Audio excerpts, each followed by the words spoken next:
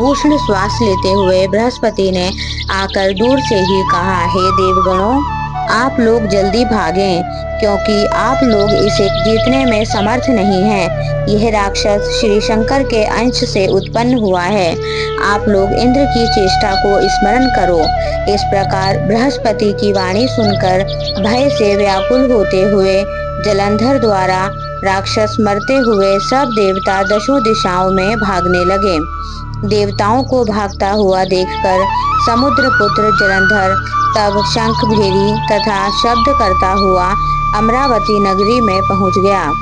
राक्षसों को इंद्रपुरी में अधिष्ठित देखकर राक्षसों के सताए हुए देवता कैलाश पर्वत की गुफा में जाकर रहने लगे।